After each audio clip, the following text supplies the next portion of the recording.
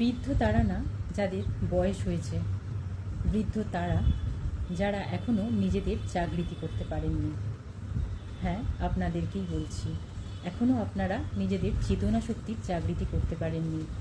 এখনও আপনারা ঈশ্বরের দেয়া এই জীবনটাকে কেমনভাবে বাঁচতে হয় সেটা এখনও আপনারা শিখতে পারেননি। একটা হেলদি লাইফস্টাইল আপনারা ফলো করতে পারছেন না। সব কিছুর জন্য একটা টাইম সেট করতে পারছেন না। টক্সিক মানুষদের ছেড়ে বেরিয়ে আসতে পারছেন না। ঈশ্বরের দেওয়া এই জীবনটাকেই যদি না আমরা ঠিকঠাক বাঁচতে পারি, তাহলে আমরা আমাদের জাগৃতি আর করবো কী করে?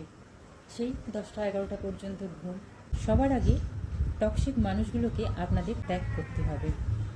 দ্বিতীয়ত, যারা আপনাদের প্রচুর ভালোবাসে তাদেরকে আরও বেশি বেশি করে ভালোবাসতে হবে। আর অবশ্যই নিজেকে ভালোবাসতে হবে। এটা আমি সবসময় বলি, নিজেকে ভালোবাসুন। তারপর হচ্ছে সব কিছুর জন্য টাইম সেট করুন।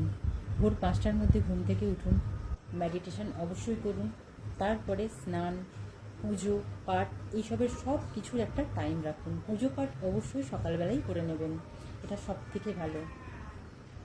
তারপর কখন খাবেন, কখন ঘুমাবেন, কখন নিজেকে একটু সময় দেবেন। যেমন অনেকেই আমরা বই পড়ি, গান গাই, নাচ করি, এগুলো হচ্ছে নিজেকে সময় দেওয়া। নিজেকে সময় কখন দেবেন, প্রত্যেকটা স্নান, খাওয়া, শোয়া সব কিছুর একটা টাইম সেট করুন। অফিসে যেতে গেলে যেমন অফিসেও একটা টাইমেই যেতে হয়, সেরকম আপনাদের সংসারের কাজ থাকলে আপনারা সেই একটা টাইমেই সংসারের কাজ সেরে নিন। এইভাবে সমস্ত কিছু ঠিক করুন। আর সময় নষ্ট করবেন না। সময়ের মূল্য দিতে শিখুন, সময়ের মূল্য বুঝুন। তবেই না নিজের জীবনটাকে আপনারা ঠিক রাখতে পারবেন, ঠিক দিকে চালাতে পারবেন।